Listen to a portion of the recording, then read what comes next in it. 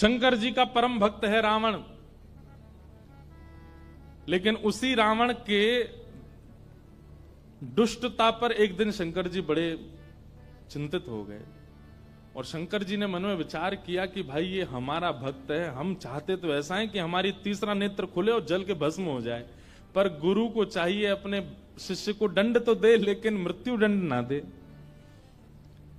लेकिन ये काम ऐसे कर रहा है और ये आगे भी ऐसे कार्य करेगा कि इसको मृत्यु दंड ही मिलना चाहिए और मेरे द्वारा ही मिलना चाहिए, क्योंकि मेरे इष्ट राम को ही परेशान करेगा। तो क्या करें? तो शंकर जी का संकल्प हुआ कि इसके वध में कारण मैं बनूं। तब शंकर जी के मन में आया कि हम 11वें रुद्र श्री हनुमान के रूप में जाएंगे और हम ही कारणभूत बनेंगे इसके वध का, और एक पंथ दो काज होंगे, रावण का वध भी हो जाएगा और मेरे इष्ट श्री राम जी की मैं भक्ति भी करूंगा, सेवा भी करूंगा, उनसे प्रेम भी करूंगा। अभी तो मैं शिव स्वरूप में हूं, मुझे ईश्वर तत्व माना जाता है और मैं ईश्वर तत्व हूं भी। इस कारण से कई बार ऐसा होता है बंधुओं कि अगर शिव जी को राम जी का भक्त बता दो, शैव बड़े नाराज हो जाते हैं, हमारे शंकर जी बड़े हैं, आप उनको राम भक्त क्यों कह रहे हो। कई बार शंकर जी को कृष्ण भक्त बता दो तो शैव लोगों को बड़ी क्रोध आता है, बोले हमारे महादेव कोई कृष्ण के भक्त हैं। लेकिन वास्तवता यही है भैया, आप मानो चाहे मत मानो। आप मंदिर में जाकर के ओम नमः शिवाय कहते हैं महादेव के आगे, उनको प्रसन्नता होती होगी, लेकिन आप मंदिर में जाकर के राम राम राम राम कहते हैं तो महादेव अत्यंत प्रसन्न हो जाते हैं।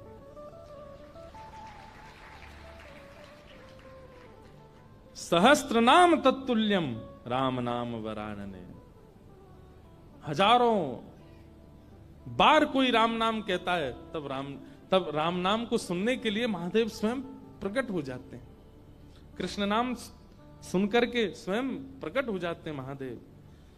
तो महादेव ने विचार किया कि मेरे इष्ट की सेवा भी हो जाए और ये दुष्ट रावण का वध भी कारण मैं बनूं। तब महादेव ने विचार किया और ऋषियों से कहा कि भाई ऐसा हमारा मन का विचार है कि हमारा ही तत्व जावे पृथ्वी पर और राम जी की सहायता करे रावण वध में, और राम जी की सेवा आराधना भी कर ले। तब ऋषियों ने कहा महाराज इस धराधाम पर पृथ्वी पर आपके तेज को धारण करने की सामर्थ्य किसी स्त्री में नहीं है, कौन धारण करेगा। तब ब्रह्म लोक की एक अप्सरा थी, उनका नाम था कुंजस्थला। उन्होंने एक ऋषि का उपहास किया, बहुत ध्यान से सुनिएगा, और उस उपहास के कारण ऋषि ने उनको शाप दे दिया कि तुम बानरी हो जाओ। इतनी जोर से हंस रही हो संतों के ऊपर। एक बात बता दें आपको, जो संत ऋषि महंत भक्त वक्ता वैष्णवों के ऊपर या उनकी भक्ति के ऊपर हंसी करते हैं, उनको ही बानर बनना पड़ता है अगले जन्म में। इसलिए कभी किसी भक्त की हंसी मत करना। कुंजस्थला को शाप दे दिया, बोले जाओ तुम बानरी बन जाओ। लेकिन क्रोधापि देवेन वरेण तुल्यम, बड़े लोगों का क्रोध वरदान के समान होता है। वो क्रोध में श्राप तो होता है पर उसमें वरदान भी होता है। कुंजस्थला अंजनी मैया के रूप में पृथ्वी पर प्रकट हुए और आपका विवाह बानर राज केसरी जी के साथ में हुआ। पर केसरी जी को भी शाप लगा हुआ था, ऋषियों ने श्राप दे रखा था कि आपकी कोई संतान नहीं होगी। कैसे संभव हो। और तभी महादेव ने मन बनाया कि भाई हमारा अंश स्वरूप पृथ्वी पर आवे। तो महादेव की नित्य आराधना करती थी अंजनी मैया।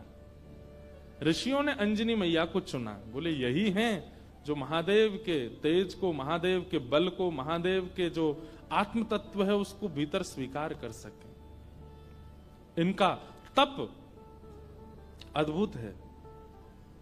और क्यों ना हो, विवाह के उपरांत भी ब्रह्मचारिणी थी अंजनी मैया। बहुत ध्यान से सुनिएगा। एक दिन पर्वत पर बैठ करके अंजनी मैया महादेव की उपासना कर रही थी, तभी उनको स्पर्श का अनुभव हुआ। तुरंत अंजनी मैया ने नेत्र खोल करके कहा, मैं शाप दे दूंगी, कौन है, मेरा स्पर्श करने की हिम्मत किसने की? तभी पवन देव प्रकट हो गए और पवन देव ने कहा कि मां मुझे क्षमा करें, पर मेरा स्पर्श का अधिकार सबको है, मैं सबको स्पर्श कर सकता हूं, मेरा स्पर्श अपवित्र नहीं होता। इस पृथ्वी पर चींटी से लेकर के हाथी तक कोई भी नहीं है जो मेरे स्पर्श से वंचित रहता हो, इसलिए आप बिल्कुल मुझे शापित मत कीजिए, मेरा स्पर्श करने का अधिकार तो सबको है। अंजनी मैया बोली, तो फिर मेरा विशेष स्पर्श क्यों किया आपने? तब उन्होंने पूरी बात बताई। बोले कि मां, महादेव की इच्छा है कि उनका तत्व प्रकट हो। मोहिनी रूप को देख करके महादेव इतने प्रसन्न हो गए कि प्रेमाश्रु के साथ उनका समस्त बल पृथ्वी पर झरने लगा, जिसके रूप में पृथ्वी पर विविध रत्न प्रकट हो गए, हीरे, सोने, चांदी, ये सब महादेव के प्रेमाश्रु से प्रकट हुए हैं। और उन्हीं प्रेमाश्रुओं को कई ऋषियों ने अपने अपने प्रेम पुटों में धारण किया। उन्हीं में से एक बिंदु मुझे प्राप्त हुआ और मुझे ऋषियों की आज्ञा हुई कि मैं आपके अंदर उसको व्यवस्थित कर दूं, ताकि महादेव का जो 11वां रुद्र स्वरूप है वो आपसे प्रकट हो। इसलिए मैंने आपके स्पर्श करके आपके करण पुट से महादेव का वह योग बल आपके भीतर व्यवस्थित किया है। अब आप जल्दी ही एक दिव्य भक्त, दिव्य बलवंत और दिव्य श्रेष्ठ बालक को जन्म देंगे। कितने पिताजी हनुमान जी के? पवन पुत्र, शंकर सुवन और केसरी नंदन। पवन देव के वे पुत्र हैं। हनुमान जी के शंकर, अब यहां पर ऋषियों का, संतों का शंकर स्वयं केसरी नंदन, शंकर स्वयं ही आए हैं और शंकर सुवन यानी कि उनके पुत्र हैं। किसी का भाव ऐसा भी है कि भाई स्वयं शंकर जी के पुत्र कैसे हो सकते हैं, स्वयं शंकर जी आए तो इसलिए शंकर स्वयं केसरी नंदन। अब जो भी बात हो, इसका विवाद तो बड़े लोग ही करते रहे, हम तो बालक हैं, हम तो जैसा मिले गाते रहेंगे, आनंद करें सब। 3 पिताजी हैं।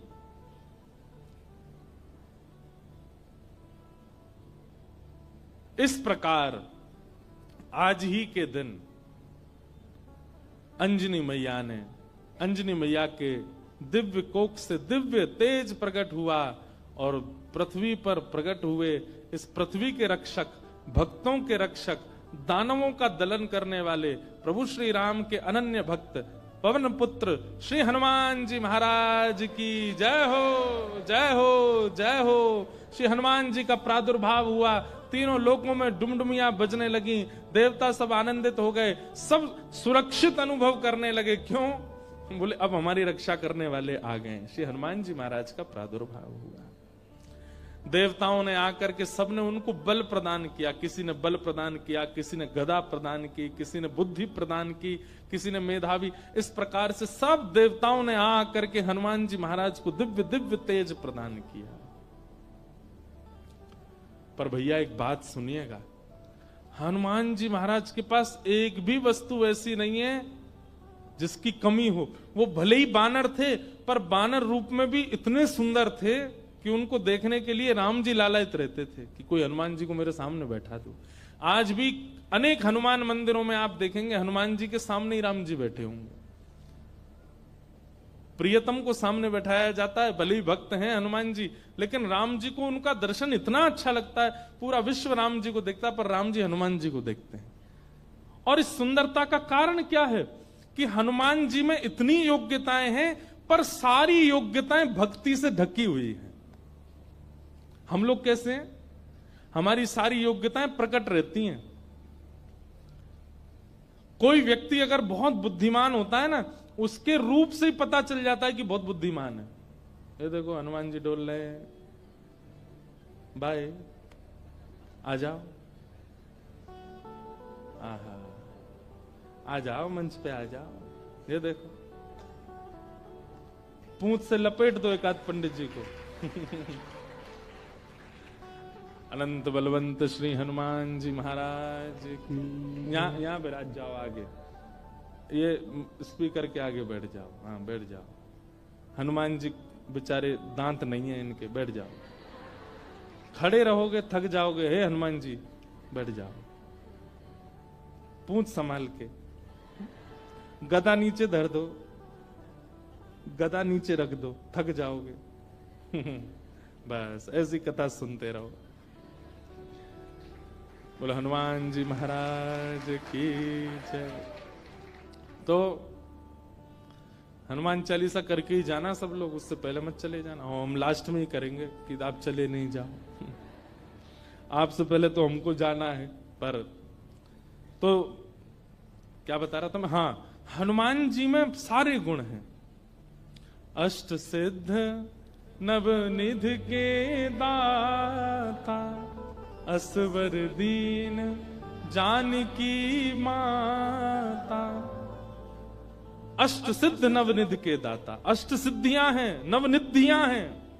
महाराज हम पे तो एक सिद्धि आ जाए, सिद्धि नहीं भी आवे तो हम लोग फूले नहीं समाते। उन पे तो 8 सिद्धियां हैं, 9 निधियां, पर फिर भी हनुमान जी महाराज इतने दीन कैसे? भक्ति। किसी का ज्ञान प्रधान होता है, किसी का स्वरूप प्रधान होता है, किसी की योग्यताएं प्रधान होती है, पर हनुमान जी महाराज ने सबको गौड़ करके अपने भक्ति को प्रधान रखा है। अच्छा एक बात बताएं, हनुमान जी का एक गुण है, बहुत ध्यान से सुनिएगा। हम सब में कोई योग्यता आ जाती है, जैसे किसी को गाना आ जाए, किसी को बजाना आ जाए, किसी को नाचना आ जाए, तो अपने उस गुण के स्वामी हम खुद बन जाते हैं।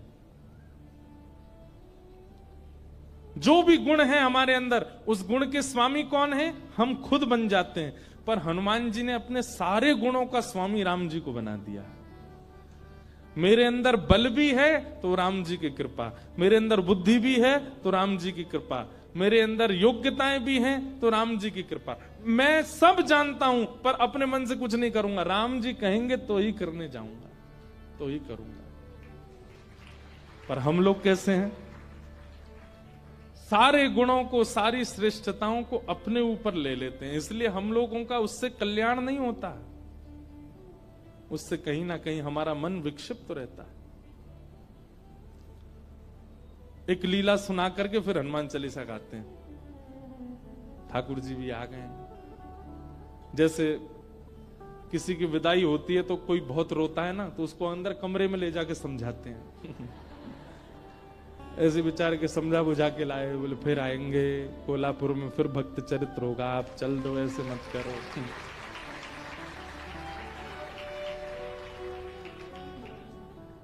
विरह बहुत ज्यादा है भैया, ने ऐसे लिटा के बैठे हो, इन्हें बोल दो कहीं फिर से कूद पड़े ऊपर से। तो एक लीला सुनिए, सब लोग इधर देखो, उसके बाद हम कथा विश्राम करेंगे। हनुमान जी लौट रहे थे लंका से, पुष्पक विमान में राम जी के साथ बैठे थे। तो राम जी जगह जगह दिखाते जा रहे थे जानकी जी को, पता है आपको यहाँ पे हमने ऐसा किया था, यहाँ पे हमारी बली को हमने, बाली को हमने बाण मारा था, इधर बैठ करके हम सब बानरों के साथ में हमने मीटिंग करी थी, यहाँ पर ये हुआ था। सारे स्थान दिखाते हुए जा रहे थे राम जी। तभी एक स्थान आया, उसको देख करके हनुमान जी के नेत्र सजल हो गए। राम जी बोले, हनुमान जी आप क्यों रो रहे हैं? हनुमान जी बोले, अब जो नीचे स्थान है ना, ये मेरी जन्मभूमि है, यहाँ मेरा जन्म हुआ है, और मैं अपनी मैया अंजनी मैया से बहुत वर्षों से मिला नहीं हूं। मुझे सीता जी में ही अपनी माँ दिखती हैं, पर क्योंकि जन्म स्थान के ऊपर से जा रहे हैं तो मुझे याद आ गई माँ की। राम जी बोले, इसी वक्त यहीं पर ही विमान रोको, नीचे चलो, तुम अपनी माँ से। नहीं नहीं भगवान लेट हो जाएंगे। बोले नहीं, कोई देरी नहीं, हम भी मिलेंगे, हमारे हनुमान जी की माता जी का हम भी दर्शन करेंगे। हनुमान जी बोले, आप मिलेंगे मैया से? बोले हाँ मिलेंगे, चलो। और महाराज, अब कई लोग तो अलग अलग स्थान बताते हैं, पर एक प्रकार से श्री हनुमान जी महाराज महाराष्ट्र में जन्मे, नासिक के पास में श्री हनुमान जन्म स्थान है, ऐसा माना जाता है।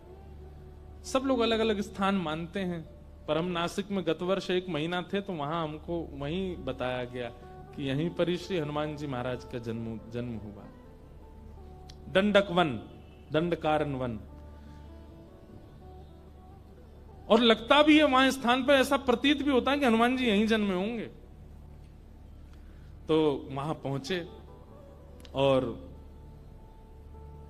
सीता जी, राम जी सब लोग गए तो देखा एक पर्वत के ऊपर नेत्र बंद करके बैठी अंजनी मैया। नेत्र खोल करके जैसे ही देखा तो सामने राम जी, जानकी जी, लक्ष्मण जी, सब वानरों की सेना और श्री हनुमान जी महाराज आ रहे हैं। अंजनी मैया के नेत्र सजल हो गए, दंडवत प्रणाम किया, बोले वाह, ऐसा पुत्र पूरे विश्व की मैयाओं को मिले जो साक्षात भगवान को लेकर के आवे। हनुमान जी को हृदय से लगा करके मैया बड़ी प्रसन्न हो गई। अरे मेरे लाल, अरे मेरे सुत, खूब पुचकारने लगी। वो प्रेम देख करके सबके नेत्र सजल हो गए। कितना प्रेम कर, हनुमान जी इतने बलवान हैं लेकिन मैया को देख करके बालवत हो गए, छोटे से लाला बन गए। जैसे एक लाला अपनी माँ के वक्ष पर ऐसे सिर रगड़ता है और माँ के गोद में बैठ जाता है, माँ के ऊपर चढ़ जाता है, ऐसे हनुमान जी चढ़ गए अपनी मैया के ऊपर। और ये श्री अंजनी मैया एक बालवत जैसे लाला को प्रेम करती हैं, ऐसे हनुमान जी को हृदय से लगा के खूब पुचकार रही हैं। हनुमान जी के नेत्र सजल हो गए, राम जी के नेत्र सजल हो गए देख करके अंजनी मैया के इस प्रेम को। अब मैया बोली लाला चल अब उतरो, देखो ठाकुर जी आए, कुछ सामग्री बनाऊं, कुछ पधराऊं इनको। सामग्री सिद्ध की अंजनी मैया ने, राम जी को अपने हाथ से भोजन पवाया। हनुमान जी आज इतने प्रसन्न हैं कि मेरी जन्मभूमि पर राम जी आए हैं। देखो हनुमान जी का एक गुण देखा आपने, हनुमान जी ने जिद नहीं की राम जी से कि मेरे घर चलो, राम जी खुद गए। यही होना चाहिए एक भक्त का स्वरूप, अपने गुरु से, अपने आचार्य की, उनकी इच्छा है जहां वहां चलो, अपनी इच्छा से नहीं। अंजनी मैया ने प्रसाद आदि के बाद पूछा कैसा रहा आपकी लंका में जो युद्ध, उसकी चर्चा तो बहुत सुनी, पर आप लोग खुद अपने मुख से बताइए कि वहां कैसा क्या रहा। हनुमान जी महाराज बोले मैं बताऊंगा, पूरे लंका कांड तो मैं ही सुनाऊंगा। सुंदर कांड से सुनाना शुरू किया हनुमान जी ने। बोले ऐसे ऐसे भगवान ने कहा पता करके आओ, और मैया मैं उड़ करके गया और जाकर के मैंने वहां पर फिर लंका जला दी, सीता जी से मिल के आए, फिर हम वापस आए, राम जी से आकर के हमने निवेदन किया, पूरी बानर सेना लेके फिर हमने सेतु बनाया, सेतु बना करके वहां गए, वहां पर लक्ष्मण भैया को शक्ति लग गई तो फिर मैं हिमालय पर जाके पर्वत लेके आया, अंजनी संजीवनी बूटी दी गई, आदि आदि पूरी कथा सुनाने लगे। सब तो प्रसन्न, लेकिन अंजनी मैया बिल्कुल प्रसन्न नहीं थी। सीता जी ने कहा मां, श्री हनुमान जी के इस ऐश्वर्य को सुनकर के आपको प्रसन्नता नहीं हुई? अंजनी मैया बोली मुझे बिल्कुल प्रसन्नता नहीं है, बल्कि मुझे तो संशय हो रहा है हनुमान के ऊपर। बोले क्यों? बोले हनुमान के होते हुए भी राम जी को इतना परिश्रम क्यों करना पड़ा? ये मेरा पुत्र हनुमान है, इसकी परवरिश ऐसी हुई है, इसका लालन पालन ऐसा हुआ है कि ये अकेला चाहे तो अपने एक बाम पाद प्रहार से पूरी लंका को रसातल में भेज सकता था। इसके रहते हुए सेतु बनाना पड़ा, लक्ष्मण भैया को शक्ति लगी, वैद्य बुलाने पड़े, इतने दिन तक युद्ध होता रहा, अहि रावण की यहां ठाकुर जी को जाकर के रहना पड़ा, और ना जाने क्या क्या। ये सब सुनकर के मेरा मन बहुत विचलित हो रहा है। मुझे लग रहा है कि हनुमान तुम्हारे रहते हुए राम जी को इतना श्रम करना क्यों पड़ा? अरे तुम्हारे लिए तो बाएं हाथ का खेल है, तुम जाकर के पूरी लंका का नष्ट करके रावण को रसातल में फेंक करके सीता जी को कंधे पे बैठा करके ले आते तुम। इतना श्रम करने की आवश्यकता ही नहीं थी, करना क्यों पड़ा? तो ये बात सुनकर के और तो किसी के मन में नहीं, पर लक्ष्मण जी के मन में थोड़ा सा आया कि मैया को कुछ ज्यादा ही बल का मान है कि बहुत ज्यादा बलवान है। अरे ठीक है, हनुमान जी हो गई लीला पूरी, अब इतना क्रोध क्यों कर रही है बेचारी उन पे? अंजनी मैया समझ गई, लक्ष्मण जी अभी समझ नहीं रहे कि मैं क्या कहना चाह रही हूं। तभी अंजनी मैया एक दूर पर्वत पर गई और वहां पर्वत पर जाकर के हनुमान जी को टकटकी लगा के देखने लगी। तो हनुमान जी को देखते देखते अंजनी मैया के चित्त में वात्सल्य उमड़ा और वही वात्सल्य उनके पयोधर से दुग्ध बन करके बहने लगा। एक बूंद दुग्ध की पयोधर से निकल करके जैसे ही उस पर्वत खंड पर गिरी, पर्वत बीच से विदीर्ण हो गया, ज्वालामुखी प्रकट हो गई, काले काले बादल आकाश में छा गए, पृथ्वी डामाडोल हो गई। लक्ष्मण लाल जी बोले ये क्या था? अंजनी मैया बोली ये अंजनी के पयोधर के दुग्ध के एक बिंदु का ये असर है। जिस बिंदु को पृथ्वी और ये पर्वत नहीं सहन कर पाते, उस बिंदु, उस दुग्ध में पला बड़ा है हनुमान। उसको अपने गर्भ में धारण किया हनुमान ने। अंजनी के दूध को गर्भ में धारण करने की सामर्थ्य किसी की नहीं है। जीवन पर्यंत विवाहिता होते हुए भी, बालक होते हुए भी ब्रह्मचारिणी है अंजनी मैया। उनके दुग्ध को पिया है हनुमान ने, और उसके रहते हुए, इतना बलवंत होते हुए भी ये सब करना पड़ा। तब अंत में राम जी उठे, बोले मैया आप हनुमान जी के बल पर किसी को संशय नहीं है, किसी को शक नहीं है, पर हनुमान जी में एक गुण है क्या कि वे अपने बल को अपना नहीं मानते, वो मेरा मानते। वे चाहे तो जाकर के रावण को मार सकते थे, लेकिन वहां भी चिंतन कर रहे थे राम की आज्ञा नहीं है मुझे। वे चाहते तो पूरी लंका को जला नहीं, रसातल में फेंक देते, उठा करके उखाड़ करके। हनुमान जी महाराज ने, एक कथा आती है कि रावण की सेना में चिरंजीवी सेना भी थी रावण की, मतलब उनको कोई मार ही नहीं सकता, उन्होंने अमृत पिया रखा था, वो मरेंगे ही नहीं, चाहे उनको सुदर्शन चक्र काट दे, चाहे उनको गदा से मार दिया जाए, उनकी मृत्यु नहीं हो सकती। जब वे अजर अमर योद्धा लड़ने के लिए हनुमान जी से आए तो हनुमान जी बोले क्या करें, ये मरने वाले तो है नहीं। तो हनुमान जी ने अपनी पूंछ पर लपेट करके इतनी वेग से उनको आकाश के ऊपर भेजा कि जहां गुरुत्वाकर्षण, पृथ्वी का गुरुत्वाकर्षण होता है ना, कोई भी चीज ऊपर फेंको नीचे गिरती है, तो कुछ समय बाद गुरुत्वाकर्षण खत्म हो जाता है। हनुमान जी ने उन सबरे चिरंजीवी योद्धाओं को अपनी पूंछ में लपेट करके इतनी जोर से ऊपर फेंका कि गुरुत्वाकर्षण की सीमा से ऊपर चले गए। आज तक आकाश में ही घूम रहे हैं वे लोग, लौट के नहीं आ पाए पृथ्वी पर। तो श्री हनुमान जी महाराज के बल में किसी को संशय नहीं है, पर राम जी कहते हैं तब प्रताप रघुनाथ, वो अपने प्रत्येक बल को मेरा प्रताप मानते हैं। मेरी आज्ञा नहीं थी रावण को मारने की, मेरी आज्ञा नहीं थी लंका को रसातल में फेंकने की। अगर आज्ञा होती तो ये सब करने की आवश्यकता नहीं थी। अकेला हनुमान जाकर के सब क्रिया कर सकता था, लेकिन आप सौभाग्यशाली हैं मैया, आपका लाला इतना बलवंत, इतना बुद्धिवंत, इतना योग्य होते हुए भी मेरे अधीन रहता है, अपने योग्यता को नहीं मानता। तब अंजनी मैया प्रसन्न हुई, हनुमान जी को हृदय से लगाया। ऐसे श्री हनुमान जी महाराज हैं।